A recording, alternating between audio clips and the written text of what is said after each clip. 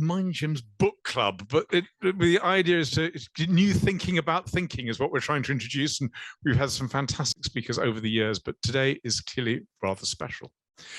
In our world, there are two kinds of thought leaders. There are those who do original, groundbreaking research with their own studies and discover things that can change the course of humanity. But they tend to write them in very complex academic papers, and they're quite hard to understand and often to get through, and most of us never even hear about them. Then on the other hand, there are those people who are brilliant communicators. They parse other people's ideas and translate them in ways that make a visceral connection that affect millions of people's lives. I think the harbinger of this is possibly Malcolm Gladwell, but I think you can think of examples like Simon Sinek and Matthew Syed, both of whom are great friends of MindGym, spoke at our summit, Dan Pink, great communicators, very visceral connectors. But what I think is interesting is the overlap of those two circles. And I think the sample where the two overlap is incredibly small. Indeed, it may be an N of 1. But if it is an N of 1, I think we know who that one is. The person who took the little-known concept of psychological safety and made it the most relevant and talked about concept in culture and organizational life for a decade, who not only spotted the issue, but realized it wasn't an individual thing, but a team thing, and developed the definitive diagnostic on how to measure team psychological safety, who is more wanted in boardrooms and executive suites and leadership conferences, indeed by most of you, than most world leaders, who's written 7 books, who's published 75 academic papers, who is, if you like, the Beyoncé of behavioral science, the Serena Williams of psychology, the Lionel Messi of leadership, the Obi-Wan Kenobi of culture. Altogether, we're incredibly privileged to have on her whistle-stop tour of London in person today, Harvard's Novartis leadership professor of Harvard Business School. Please welcome Amy Edmondson. Hey! Literally speechless. I hope not for long. I hope not for long, right. Now, Amy, Wow. you're legendary for many things, but in particular, the Phyllis Organization, which let us assume everyone in this room has read, some of them probably twice. We won't ask, though. And then we've got thousands of people live streaming, and let's assume they've read it as well. Now, this new book, what will it teach them? What will they learn that they haven't learned already from your previous work? A great deal. A great deal. So Fearless Organization aims to say, what is psychological safety? Why does it matter? And how do you build it? And that, I think, is really important, as you suggest you think as well. This book, Right Kind of Wrong, digs into the substance of work more directly. I mean, what is it that we have to do with these learning environments that we've been building? Well, we have to innovate. We have to deliver drugs and flights and all the rest safely, with high degrees of accuracy. We need to take care of patients who are all unique and variable as they show up. Work is pretty hard and interesting, and it takes us the right attitude, the right skills and approaches. And more often than not, we have sort of outdated mental models that don't allow us to do the best work, both individually and organizationally. So this book is really about the reality of fallibility, the reality of uncertainty, and what that implies for how we need to work and how we need to work together. That's already, everyone who hasn't read it will be eager to pick up their copy and start reading now. But as we go into it, you talk a bit about failure and intelligent failure, and possibly on the other side, slightly less intelligent, possibly even dumb failure. Can you help us understand the difference between these two kinds of failure and how we can spot when one is an imposter for the other? Yeah, so absolutely. I identify 3, probably the heart and soul of the book is the identification of 3 failure types and then the elaboration of what that means. But you're right. There's one type is good and the other 2 are bad. So in a sense, there's that meta category of the good failure and then the not so good failure. The good failures, which I call intelligent failures, are undesired results of thoughtful forays into new territory. And if we unpack that, what that really means is they are either explicitly or implicitly experiments They are in pursuit of a goal. Like you really hoped to have a success or at least a step toward a successful outcome. And you thought about it, like you've done your homework. You have good reason to believe this might work, but alas, you were wrong. And they're as small as possible, right? You don't waste excess resources that you didn't need to waste. You try to, you design your clinical trials, for example, to be just big enough to show statistical power, but no bigger. Right? We don't want to take risks we don't need to have. But of course, in an uncertain and complex world, many of the things we try, well-meaning, well thought through, will be wrong, but that's the right kind of wrong. So these are, we still aren't happy though. I mean, ask any scientist whose hypothesis was wrong. They aren't happy in that moment. They would much rather have been right than wrong. And yet they train themselves. They learn to sort of approach that as data, right? As new knowledge that helps me and us get to where we're really trying to go. So we have to embrace and pursue and welcome more of the right kind of wrong, the intelligent failures. And then conversely, we need to do our very best work and leadership and management to reduce the frequency of what I'll call basic failures and complex failures, neither one of which are good. So basic failure is a single cause failure. You make a mistake and you get a bad outcome as a result. You failed to follow the directions or the regulations or what have you.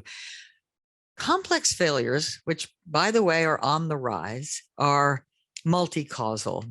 They are the bad outcomes that happen when a handful of factors came together in just the wrong way and produced an outcome that nobody wanted. And any one of those factors on their own would not have led to a failure. So many, industrial accidents fall into that category. Many adverse events in taking care of patients fall into that category, where just a number of things, partly bad luck, partly maybe not paying close enough attention, came together in just the wrong way. So your thesis is really clear on what kinds of failure are successful and productive, right, and which kinds are not. Right. I now want to pose to you a couple of challenges we have, particularly here in the UK, but they may well exist elsewhere as well. Probably. Help us, guide us on what we should do. And the first place I'm going to go to is our National Health Service, which we hold in great and high esteem.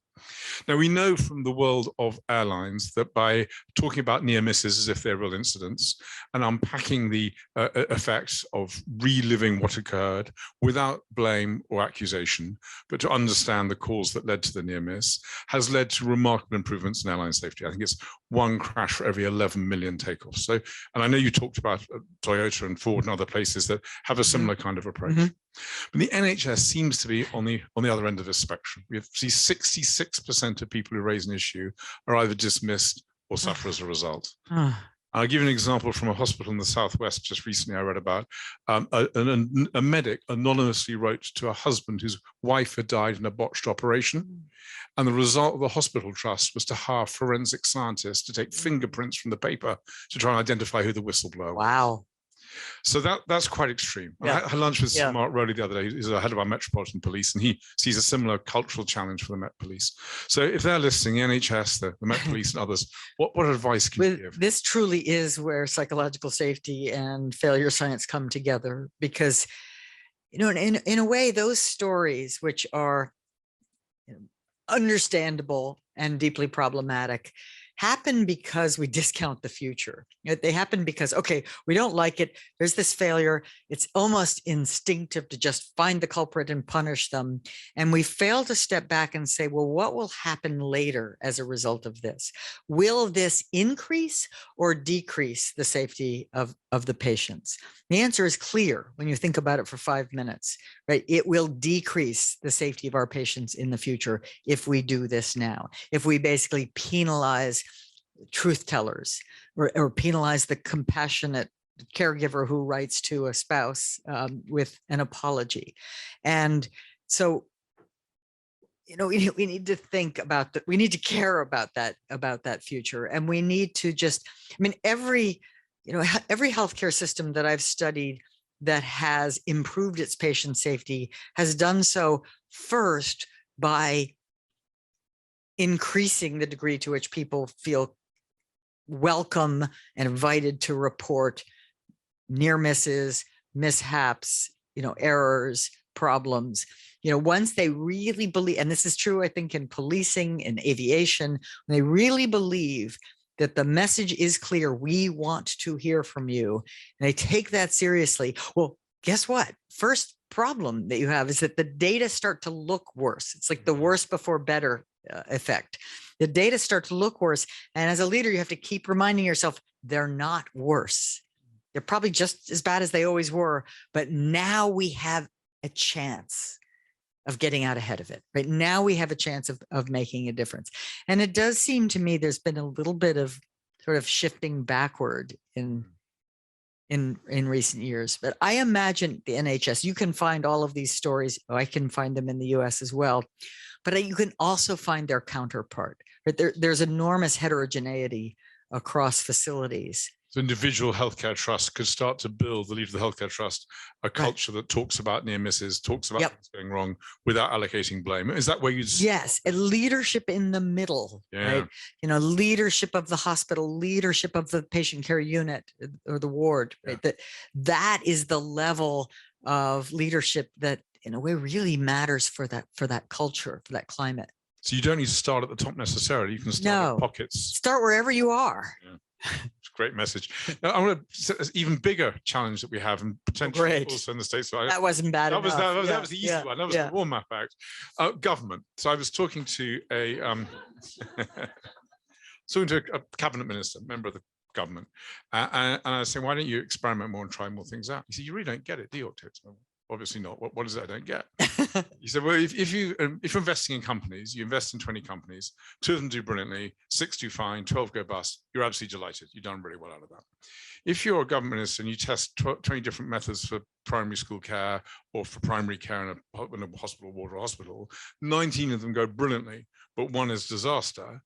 All people hear about is the one disaster. You've ruined lives, you stop children learning, and so forth.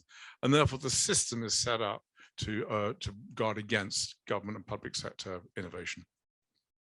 That may be true. And I think the response has to be, what do you want to do about it? Because it's one of those woe is me moments where you are absolutely right. You are in an incredibly challenging spot. And all you can do is your best to try to reframe the reality in your part. I mean, maybe you can work with the media. Maybe you can sort of, help the actual national leaders start sending the right messages about the volatile, uncertain, complex, ambiguous world in which we are operating, the fact that we need to experiment, we need to innovate, the fact that that means some things will work out brilliantly and others will not, and they will be stepping stones along the way to success, right? You have to figure out how you're going to change that message, how you're going to change that climate, or just sit around and be a victim of it. I mean, it's a huge empathy. No, right? no, but huge empathy, because they're right and they're accurate. But now what? Yes. Well, someone says to me, we have the people with the ideas and we have the political leadership, but we don't have the two marrying up together. And maybe what you're saying is they need to marry up. Maybe they need to marry up. That's fantastic. If we can move on a bit to the corporate world. One of the things, 2019 was the first year that more CEOs lost their jobs for ethical or behavioral transgressions than financial performance. And that pattern has, if anything, continued. And we've seen it recently in a big energy company, in a big bank here in the UK, where CEOs who had, by all accounts, done a very strong financial performance, were very successful, but have made missteps or transgressions and led to them their immediate removal. To what extent do you think this is a good thing, as in that we're setting leaders to a higher standard? And to what extent is it making failure an even bigger bogeyman and causing problems? It's clearly one of those bad news, good news phenomena, right? And so I wonder, I'm going to ask you, do you think that there is sort of bad behavior on the rise, or that bad behavior is now more likely to be called out? I think my view would be the latter. Mine too, right? I mean, I don't know for sure. And of course, it's very hard to know for sure because we don't have the data, but my view would be the latter too, in which case we must train ourselves to believe this is good, right? Because it's messy, but it's on the path to better. right? And as people start to, knowing things that'll happen to them or whatever, oh, I can transgress, I can do what I want because I'm powerful and so forth. As the message starts to become more clear that no, there will be consequences, that will have an impact, right? I mean, I guess one of the tensions are between when to forgive and when to forbid. Yes, How do you that is navigate true. that? Case by case.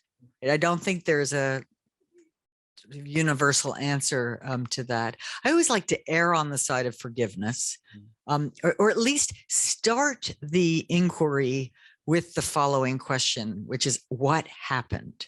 And to what extent, because there could be different perspectives on what happened. There could be, and we'll assume that these folks don't wake up in the morning thinking, how do I wreak havoc today in other people's lives, right? That they may, so there's almost a spectrum from, really malevolent down to, utterly clueless in these stories. And maybe if we imagine at least some of them are clueless, there's room to forgive and help. But if we discover any evidence of actual malevolence, out, right? No 3 strikes. So the intent is a very intent and awareness. Yes. Their awareness of the impact they're having and their ability to, if sort of something comes to light and it can get feedback and absolutely do an about face, then we should be celebrating that. In your work on the Fearless Organization of Psychological Safety, my understanding of psychological safety is that we're free to express ideas in the pursuit of excellence without fear of recrimination or consequence. And admit mistakes that we've made so that they don't spiral out of control. Right?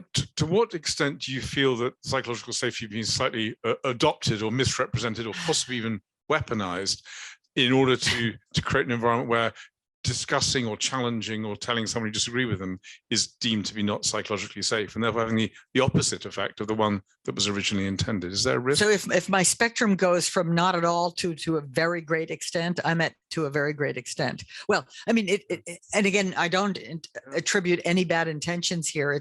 It's partly, so I'll say what it is and then why it is, but I think it's partly because the term itself, sort of implies, and it started to hit the sort of mainstream at around the same time that safe spaces hit them, and it's almost the opposite idea, but they got equated.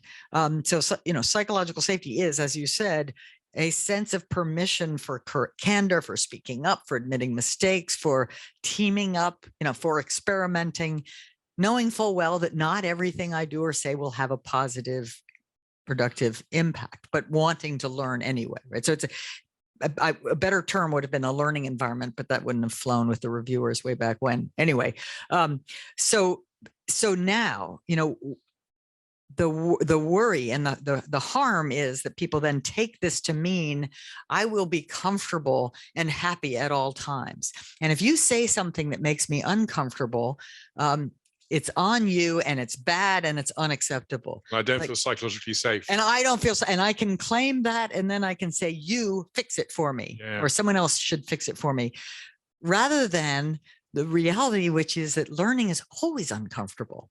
Anytime I have to change my mind or stretch and develop a new skill that I didn't have, I'm uncomfortable.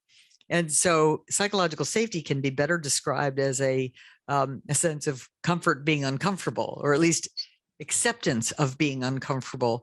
And why should I accept being uncomfortable? Because the work we do is really important, right? Our patients or our customers or, our societies are depending upon us to do this hard thing to make their lives better.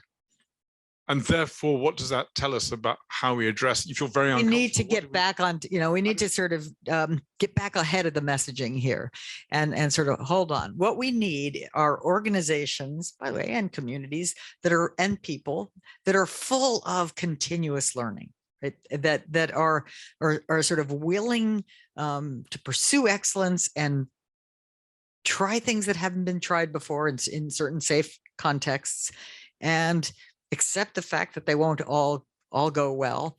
And by the way, why should we do all those hard things? Because, this purpose, this mission, this opportunity to create value for these constituents. So we get out ahead of like what we do, why it matters, why it's supposed to be hard. And then the message is really, I need you. Like, we need you. We need your voice. We need your brains. We need your problem solving. And it's not always going to be fun. It's not always going to be easy, but it is going to be worthwhile. It's like to comfort with discomfort. And if it's not uncomfortable, then it's not working. And you might not be really, So tell us a bit, the world, we all agree that we need diverse organizations and we need to be inclusive to get the benefit of that diversity. To what extent is there a risk that this has become politicized as well? And then we have red and blue countries in the States. How do we navigate this? It's almost, it's an analogous phenomenon whereby people delight in the opportunity to finger point and blame. So, you're not giving me psychological safety, or you're too woke, or you're not woke enough, or, when did we get the message that our job, well, we've always had this message, is to sort of judge others and then decide whether they're, worthy of continuing to exist or something. I mean, that's just not helpful. It's like, let's get back to the mission. Like, let's bring us back to, diversity and inclusion matters. Of course it does, right? We want people to believe that they have a role to play in this worthy mission. Just like psychological safety, it isn't the goal. It's a means to the goal. And the goal in this case is a kind of more functional, healthy society that we co-create when we are giving people worthy jobs and making them part of teams that are doing worthwhile work. And that's what we should aspire toward. This isn't a box ticking exercise, right? It's a challenge. Human nature makes it a challenge, but it's a challenge in pursuit of something much larger. We talk about healthy cultures, which I think is a phrase you just used, and a culture that allows people to flourish and do their best work, but also for the purpose. For the purpose, to make widgets or whatever else it happens to be. Where do you think the responsibility of the employer lies in the employee well-being? I think employee well-being is co-created by employee and employer. And I think, employers, I think about the employee value proposition, like, come work for me. And what will I give you? Well, maybe my first interest, or maybe not, is, well, what will you pay me? And how many hours do I have to work? And where do I have to work? All of that stuff. Okay. It matters, right? It's material stuff. The next level up is, well, what growth and development and learning opportunities will I have, in your company? Right. The next one is, what kind of relationships will I have? What community will I be a part of? Will I develop meaningful relationships with my colleagues and enjoy working with them and feel energized by them and feel a genuine sense of connection to them? And then finally, what is the meaningful purpose your organization serves? I think you as an employer need to offer all four of those things. And please don't overweight the material. The material matters, but often it becomes the only conversation. And then we lose the opportunities, to grow and learn and connect and feel we're serving a worthy purpose. And if all four of those things are kind of robustly in place, but I think the higher order really are higher order, then my well-being will be quite well supported. And I'll meet you halfway, like more than halfway. So it comes through the work and through creating through the work, through the relationships. Yes. I mean, never underestimate the power of the relationships. Well, let's talk about relationships, because we're very lucky at the moment. We're all in person together. We can actually see each other and smell each other and all those other lovely things that you can only do. And there's a very fragrant group, as you probably noticed.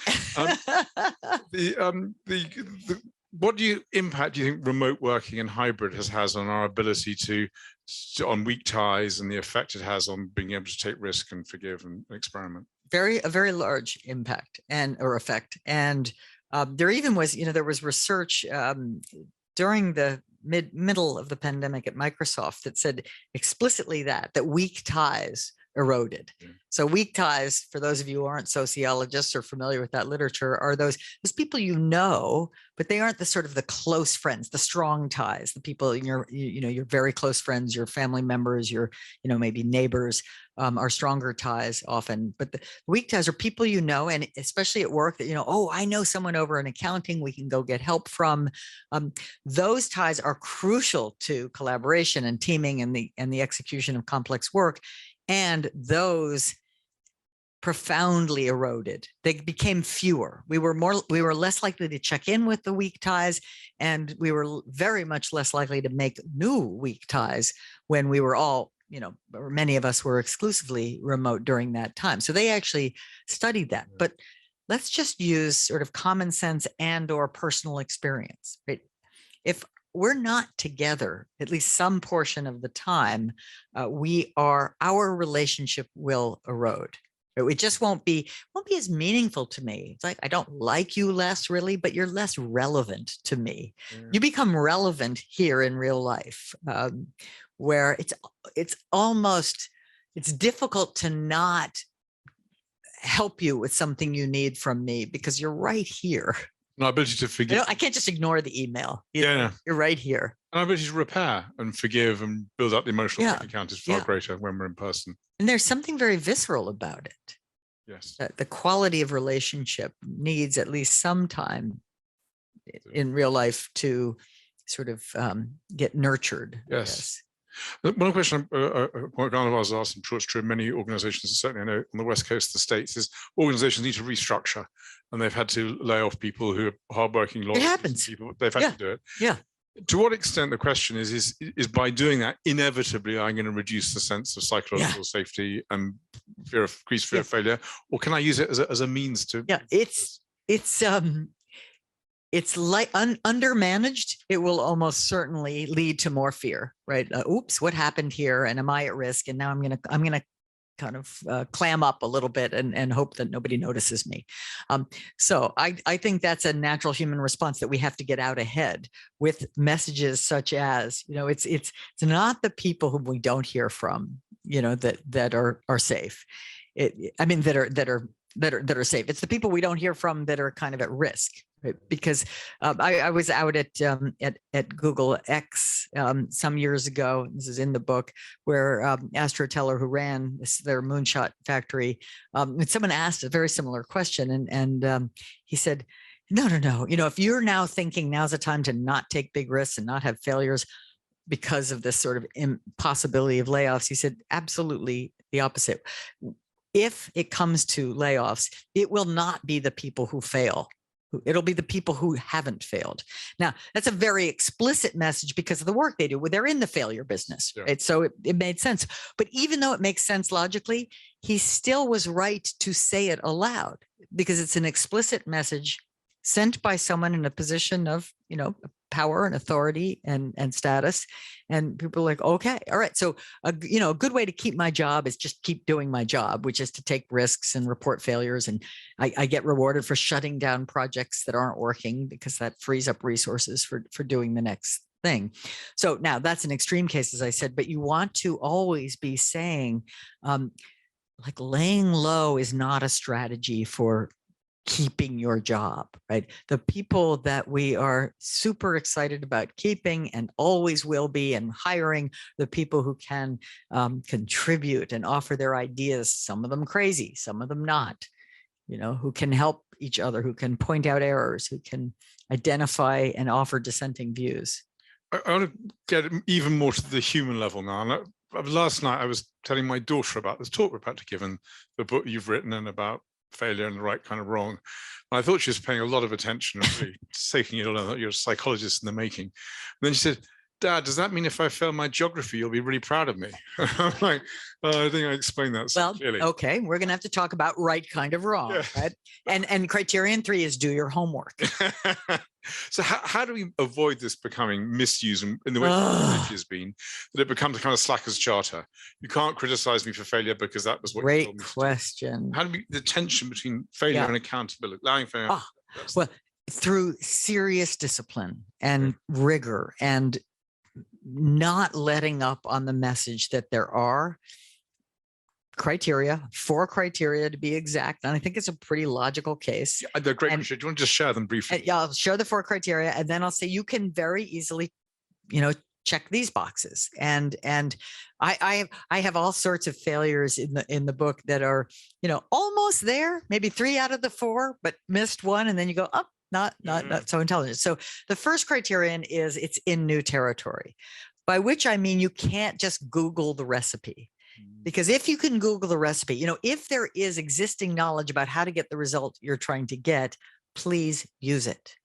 That's what sharing best practices is all about, right? So that's number 1. Number 2, in pursuit of a goal, right? You glimpse a viable opportunity to make progress towards some valued goal. Right? Whether that's, life-saving therapeutics or, a life partner.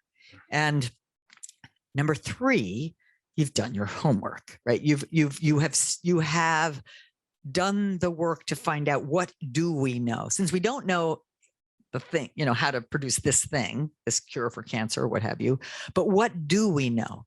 What is the relationship between this chemical and that compound, et cetera, right? You've done your homework, and so you have good reason, solid reason. By the way, if you're not sure, get input from your colleagues, right? You have good reason to believe this might work, right? This marketing campaign, what have you. And then finally, and this is the one that is often missed, as small as possible, right? The test case, the experiment, the pilot should be no bigger than it has to be to get the knowledge that you currently lack. That's really useful. As I think of my failures, I can't think of very many that passed all 4 tests. I remember years ago, we were trying to get a marketing campaign to stand out, and as everyone knows, a very crowded marketplace. And one of the key things that we started, our mission is to help people use their minds more effectively, to get more out of life and to give more to others. And we do that through organizations, and we love you all enormously. But ultimately, what we're trying to do is change individual lives, the people who work in your organizations. So we thought, how do we get this message across? So we came up with what we thought was the most brilliant strapline, and you all laughed, but we didn't at the time because we printed brochures on it, which is MindGym, where clients come second. And of course, we had clients ringing us up saying, there's a typo on your brochure, and we had to pulp the lot. But brilliant. Maybe we needed a couple more voices in the mix before we went to the printer. We could have tested that perhaps with a couple. Right. It tells us about some of your more intelligent failures and how you've learned on the way. You mean mine? Or, yes. Oh God, do I have to? Professional. Or personal. Yeah. I mean, well, I would say probably most of my personal failures weren't all that intelligent, although maybe some were. But I mean, I opened the book with my now quasi-famous intelligent failure, which was as a second-year doctoral student participating in a study of medication errors and hoping to replicate. So I'd done my homework. A very interesting finding in aviation that better teams, essentially, even if the individuals were more tired and not at their best, if they were in a team that had experience working together, the aviation crews in the simulator, mind you, had fewer errors. And I was asked to just become a sort of bit player on a large medical error study and to investigate that question. Do better teams, patient care teams, have lower error rates? I mean, I almost thought it was a kind of just stamp the box kind of operation. And it's a lot of work, right? I got survey data from hundreds of busy doctors and nurses. In month 1, I waited 6 months while the trained medical investigators were going sort of unit to unit to collect data on errors. I finally have all the data. This is my second-year project in graduate school. I am going to either, pass to the next year or get kicked out of the program, it seems to me. And I put all these data in the computer and I run the correlations, and, first, it looks like it's good news. It's a significant correlation. Yes. And I look closely and I realize it's in the wrong direction. Right? This is not good. Right? I must have made a big error somewhere. I'm looking through the data, through the program, through the statistical program. Where did I screw up? And I can't find it. I really can't find the screw up. And ultimately, so I really was sitting there wallowing in fear and shame and all the rest, thinking, so it's a pretty simple hypothesis. I failed. I don't understand these people in healthcare. I mean, what are they doing? Anyway, I suddenly, it's hours into this despair, I thought maybe the better teams aren't making more mistakes. Maybe they're more willing to share evidence of mistakes. Well, that's kind of interesting. The more I thought about it, the more logical or realistic from a human perspective that sounds. The only weird part of that is that why would there be sort of interpersonal or climate differences across teams in the same organization, right? This wasn't cross organization, it was cross unit. So I thought, well, could that be? Like, could there really be differences in interpersonal climate and people working a floor away? In a word, yes, right? So that, I think you probably have anticipated what happens next, which is that's essentially the accidental discovery of psychological safety. So it was technically a research failure. My hypothesis was not supported, but like many scientific failures, it was pointing me towards something far more interesting than my original hypothesis. You talk about false positives, and there's a lovely example in your book, which I will ask you to explain because you found it to me, about the rug and the carpet with the beeps on. Can you tell I'm going to be tempted to act it out, so watch out. But yes, so that's, so at the other end of the spectrum, compared to like life and death and real work that matters, we have an exercise that we often use in the classroom. I'll use it at HBS. I've used it in companies, called the electric maze. Any of you heard of or done the electric maze? No. So it's basically, I saw one hand. So it's a 9 foot by 6 foot or so gray carpet with a grid pattern on it. So it's basically 54 squares. Some of those squares are programmed to beep when you step on them, and others remain silent when you step on them. And the team task is to get your team of, let's say, 5 people or 10 people, maybe 15 people, from one side of the rug to the other to find the path of contiguous non-beeping squares, which cannot be detected by the naked eye. It's really the only way to detect them, which is to step on them, right? So it couldn't be, if you think about it, and I hope you're feeling this, right, a more playful thing to do. And yet what happens is we get people, okay, you step, let's say, on the first square, it doesn't beep, like, yes, right? And then you go to the next row, it still didn't beep, like, yes, maybe one more, and you're feeling pretty good. And then they're, they got this foot in the air and and it's like, okay, this is a timed exercise, right? You have to, and it's like $1 million a minute. You tell them, like, you got to step, right? But we're not talking, like, we're all silent. So finally the time runs out. They haven't solved the problem. And you say, they don't just stand here the whole time, but there's a lot of hesitation. Finally they step, and guess what? It beeps, right? And what does the little team do? The rest of the team? Exactly. You were there, right? They groan, right? So the team is groaning now. So now you feel even worse. So then at the end, I kind of, debrief and say, like, I just ask, let's say it was Octavius on the right. I say, what were you thinking when you, had your foot up in the air? And you say almost invariably one of two things. You say, I didn't want to make a mistake. It's not a mistake, right? It's, as create this metaphor, it's a beep going forward, right? It's not a mistake. No one knew where. Now, if you step on one of the beeps we've already discovered, that is a mistake. But a beep going forward, so it's a metaphor for life, for innovation. In life, there are many beeps going forward, and what's sort of fun about it is that people get a visceral sense of why innovation is hard, right? We don't like, even if intellectually we get it, we don't like the beeps going forward. You're the person who gets the beep. Right. And then that's the other thing, right? First of all, there's my self-talk, and my self-talk is poison, right? Because it's saying, don't make a mistake. Or the other thing you often hear is, I didn't want to let the team down. You're not letting the team down when you're discovering a beep going forward, right? So that's one thing. And then the other bit, of course, is the team's reaction, the social support or lack thereof for your discovery. And they aren't, they're all well-meaning people, but it's natural to kind of like, groan. And in a way they're empathizing, but it doesn't feel that way. It doesn't feel like empathy. It feels like criticism. So we say, okay, what does it take to, now let's take this back to your organization. What does it take to innovate? Right? We all have to feel like the beeps going forward are joyful and, useful and valuable. And the team has to literally applaud just as loud for the beeps going forward as for the quiets going forward. That's major. Major, yeah. But once you realize that's the game, then you can start to play it. Now, I know even I've got a couple more to come back with you towards the end, but please, who's got a question that they'd like to ask Amy? And it's that brave first question. Thank you very much. There's a microphone coming to you. If I could just ask you to say who you are, where you're from, probably your company rather than your birthplace, but you choose, and then ask your question. Yeah, great. Excuse me. Hi, I'm Jo from Twinings Tea, part of ABF. So in coming here, talking to a few people I've spoken to, feedback is something that many of us are working on. And at Twinings, we've just launched a high performance mindset, and we're talking about feedback and how important it is to enable us to get to growth for our consumers, our brand, or ourselves. And we were just launching this when the invite to today dropped in, and I started exploring a bit more about your book. And it made me think, are we positioning feedback? Are we trying to cushion against failure by presenting feedback as something that we really want to kind of be proactive into and try, we're wanting to get to the best outcome by giving feedback to ourselves and to each other? Or is that the right thing to do? Or what's the relationship between feedback and encouraging failure, I guess? Well, I should be more clear.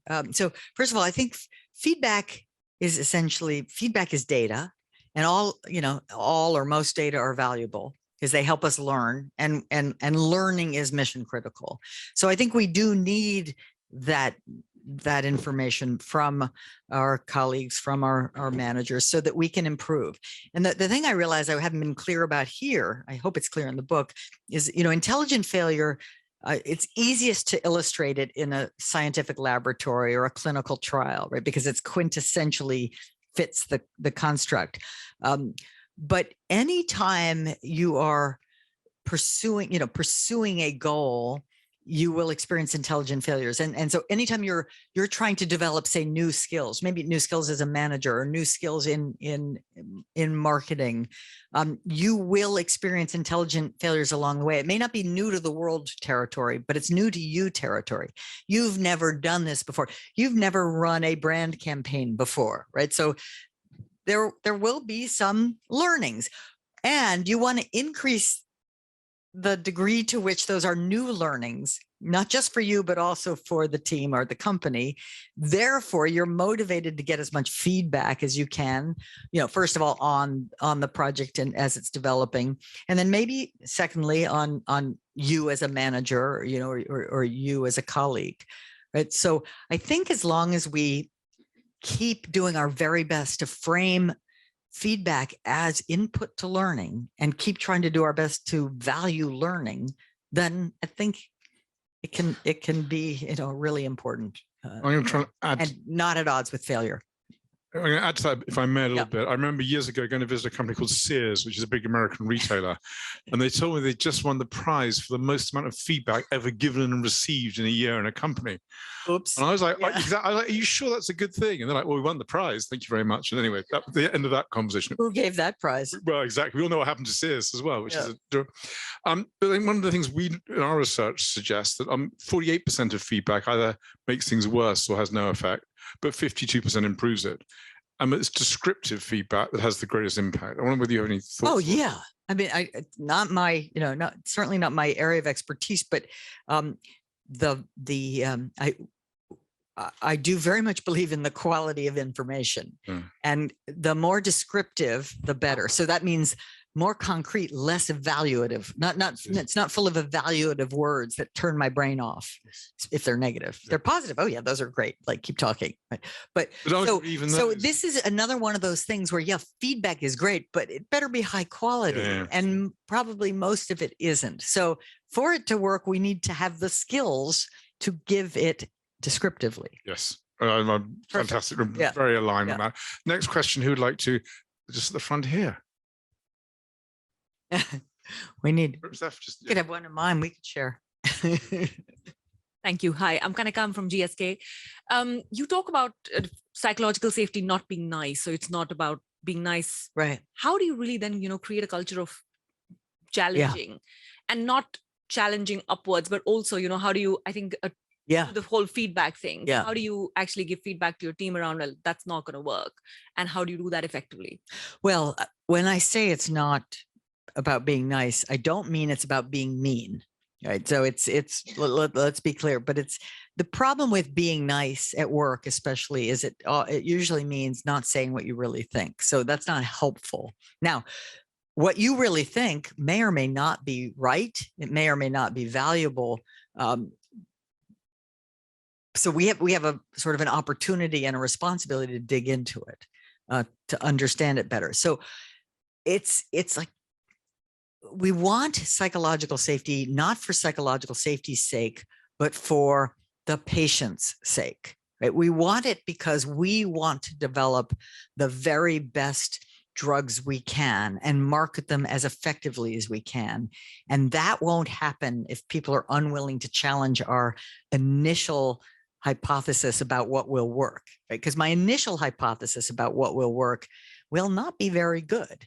So I need your challenge. So I need, and you need, we all need to reframe challenge from something mean or disruptive or disrespectful to something helpful and of value. And I'm grateful to you for it. My brain, my emotional response may not always be congruent with that clear-eyed understanding of reality, but we can learn, like we can get more thoughtful about our willingness to be challenged because of what's at stake.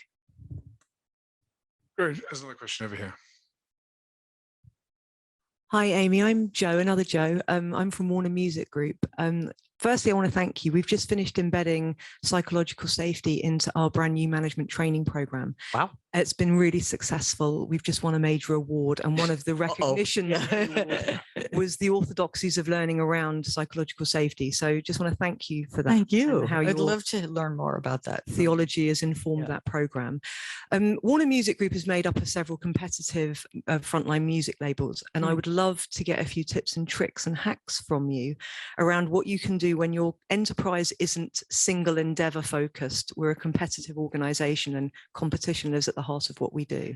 Doesn't always align with psychological safety. Yeah. Well, my major advice there is make it discussable, because that's one of those things, everybody knows it, right? That challenge that you just identified is not a secret.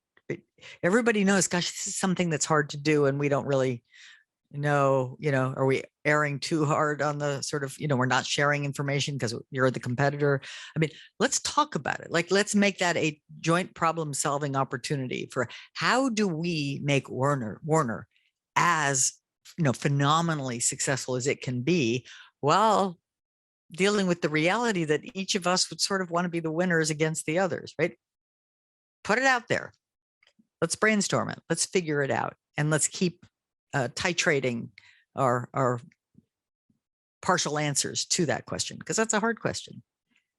The question has come in online from one of our streaming listeners, viewers. You talked earlier about complex failure, and it's not a good type of failure. Can you unpack that a bit more? Sure. So these are, a patient gets the wrong dose in a hospital and suffers an adverse event, right? It's just not good. The Torrey Canyon spills hundreds of thousands of oil off the Isle of Scilly, right? These are absolutely, one small, one big, but small for, not small for the individual, but these are undesired outcomes that are technically preventable. And so, I suppose there are some sort of complex confluences that come together that are complex successes.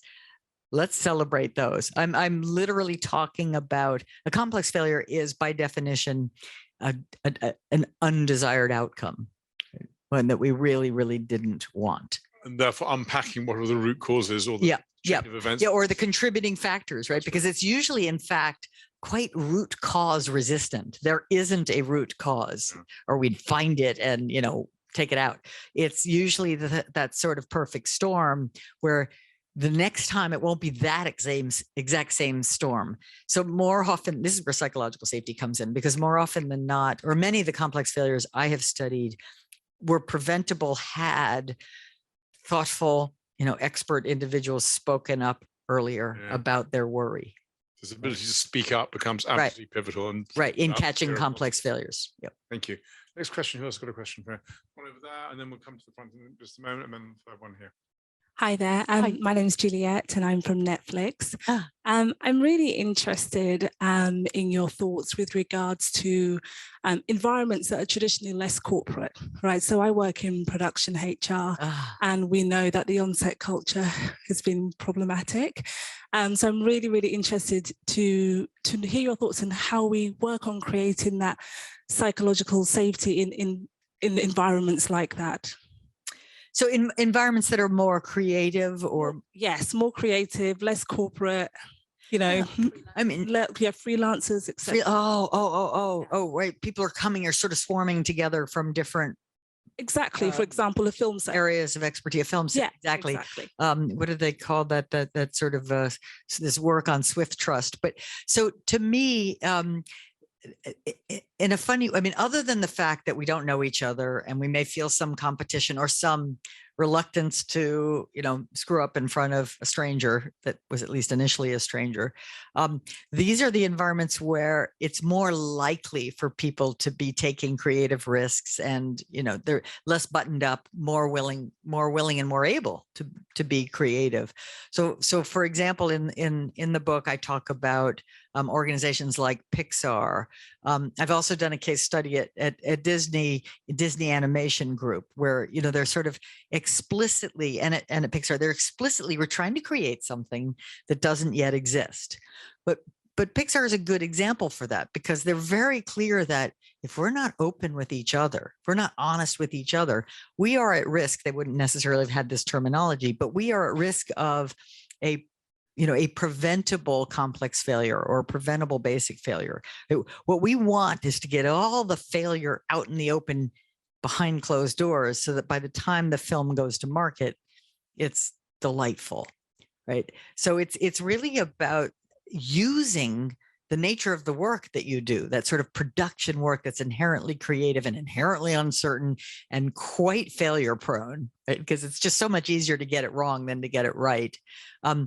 Given that that's the nature of the work you do, it's got to be like all hands on deck, all your ideas, all your criticisms, you know, all your questions.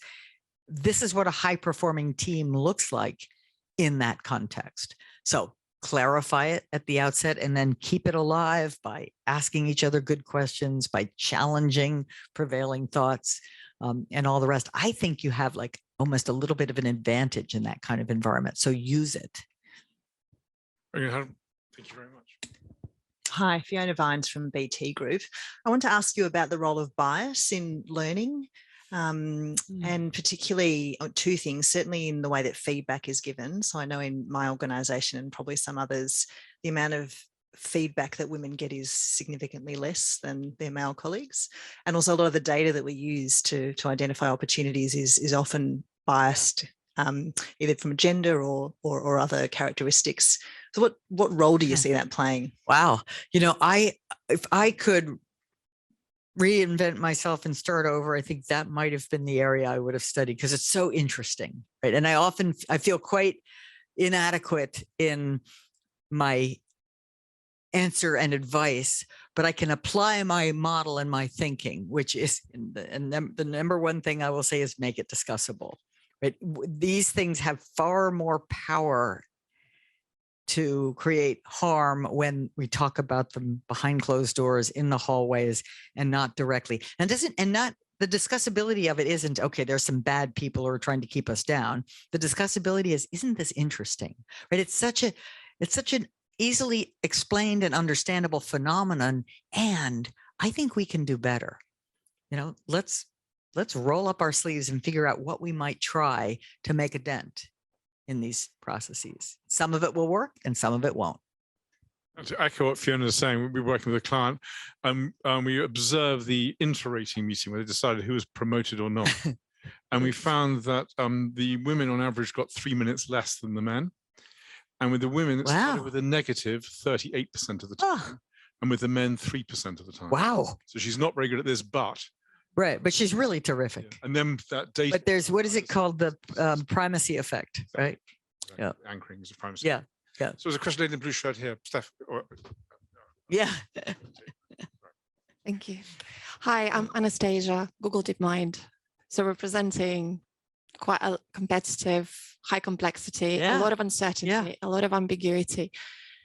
The question that I have in my mind is about our managers, and some of our expectations, and the extensive research that Google has done, particularly around Project Aristotle, is really connected to your work on psychological safety. So if I think about our managers, they're overwhelmed. There's a lot going on, sort of this trying to anticipate what's ahead, but also manage the team, retain the team, motivate the team, ruthless prioritization, all of that. What could we do in practical terms, I guess, to support our managers to really help them to think about psychological safety and deliver on what's expected from them? Well, I always want to emphasize and then re-emphasize that psychological safety is not the goal, right? Even at Google, which thank you, Google, you brought it onto the map, and that's why I'm here today, I'm pretty sure. But it's not the goal. So it's start with the work. And so the question really is, how do we help our managers do this really hard job, which you've just described? And even if you're not at Google, like managing other people is just, and managing projects that are complex and uncertain is inherently hard. So how do we best equip them to do this hard job? One thing is they cannot really do it alone, like, or all by themselves. They need to invite others in, right? They need to, I think, managing someone else ought to be a dyadic sort of mutual task. If you're my manager, it is your responsibility to help me thrive and be effective in my role. And it's my responsibility to let you know some of the ways, there's some of the things I need from you to help me do that. So this is, I just described something that's actually a learning problem. We need to learn together. We have different roles, like we're not flat, we have different roles, but we need to learn together how to do this well. And I don't mean like everybody gets their own customized, plan, but there are probably a few, I need a nudge at the beginning of the week, and someone else maybe needs to sort of share more with other people on the team, whatever, right? There's going to be some stuff that I'm going to notice that I'm going to help with. But now I'll sound like a repeating person, because I am. Make those challenges discussable. There is nothing more, it's harder than writing code, right? Managing human beings. So let's acknowledge this very challenging, important, meaningful role that you have signed up to do, and let's keep doing what we can to help you do it better. That's a beautiful way of describing a problem that we observe, which is that basically most managers wish they weren't. Right, right. Who wants that job? Really? Manage other, exactly. Right. Help other people thrive and shine? No, look at me. Yeah. So it's beautiful. Yeah. Thank you very much, Need. There's a couple of questions at the back there. Thank you very much. Hi, I'm Carl from Veritas Technologies. A quick question, just in terms of the factor between the CEO and the C-suite, right? In both your concepts on intelligent failure and psychological safety, do they play an outsized kind of factor or percentage in terms of the organization culture around these concepts? I think yes, right. And outsized is an important word, because it's not 100% responsible for it, but a bigger effect than the rest of us may have. And how do they do that? Well, in both cases, in a way, it's the same phenomena, which is they message it, right? They message that we're working in a volatile, uncertain, complex, ambiguous world. We need you. They message that things will go wrong on the way to go to being right. They tell people loud and clear about their own beeps going forward and what they learned from them. And so they're normalizing, they're normalizing reality, right? Because reality is uncertainty and fallibility. So let's just stop pretending that those are true.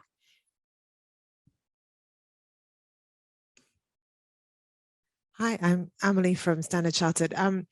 I wanted to go back to weak ties, because I've been having this argument with a number of people at Standard Chartered about the need for us to come back into the office, because otherwise we'll never learn, because we could never see anyone. And I violently disagree, because actually we're a global organization. And I think I would love to argue that the erosion of weak ties in the physical space that you're located makes way for the creation of weak ties across a global company. But I'm just wondering if that's something that you have thought about or encountered, or like, can you find weak ties in global companies? Sorry, I'm super short. You can. Right. Okay. Yeah. No. I'm just getting ready to answer, right? I can see you, right? But no, I mean, I think first, the most important thing for me to say here is that we do need more data, right? So it would be unwise to get out ahead of the data and say, this is true and that is true. My colleague, Mark Mortensen, and I are busily collecting data from a number of different organizations to try to, better understand the impacts of being in the office, not being in the office, being in the office 1 day a week, not at all, all of that stuff.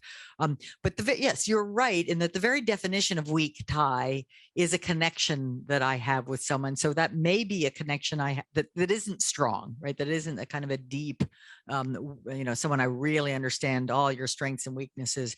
And the very definition of a weak tie is quite conducive to making a connection of someone who's in another country or another division. And so, yes, that is good. And those may still be there. With the data, the suggestive data from Microsoft indicated that it may be less likely to develop new, you're more likely to hone in on the people you already know and love. When the remote goes on and on. Now, does that mean that's naturally unmanaged phenomena that were studied? So let's say you recognize that as a potential risk. Then you say, okay, what can we do to develop weak ties across geographies? And then you come up with a design that's probably going to be pretty good. And then you test it and then you tweak it and you keep going. Thank you so much. Thank you all for those fantastic questions. My slightly cheeky answer to Anastasia's question about what can we do practically is buy your book and give it to all our top 200 leaders. Absolutely. I think that was the right answer. Yes, very nice. Yeah. The second answer, one of you here will know, recognize your organizations, that we're actually in partnership where Amy's talking to the senior leadership group and we're running a Fearless Teams Go Large across the rest of the organization. So there's definitely capacity in practical terms to make these things happen almost immediately. But one question I wanted to ask you before we finish, which is that famous line that saying goes that success has many parents, but failure is an orphan. And I try to trace back its etymology, and I think it's Tacitus in ancient Rome as the first time the phrase was used, or a version of it. So for 2,000 years, this has been the view. A problem. Yeah.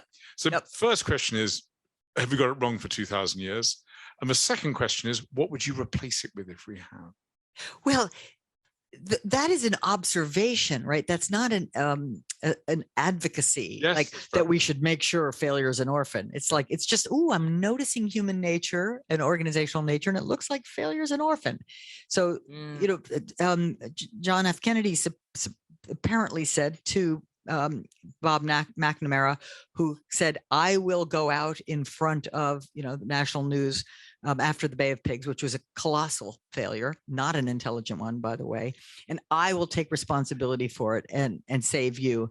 And Kennedy apparently used that line that, success has many fathers and failure is an orphan. He said, no, this one's mine.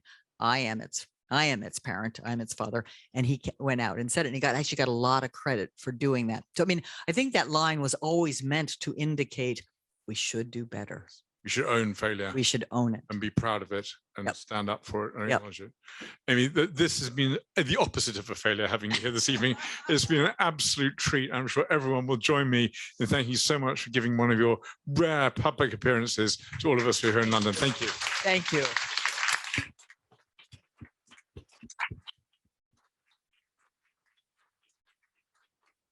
And for those who are online, you're out of luck, but those in the room, everyone's got a book, which Amy is very happy to sign for you. So please, can you just scribble, I'm going to post-it note in advance what you'd like Amy to say, because I wrote a book and someone pointed out the unsigned versions were rarer. So I've done a lot of signing books, but often you misspell someone's name and then you have to get a new book as well. So if you'd be kind enough to do that, and we'll just be outside, and thank you all very much for coming along.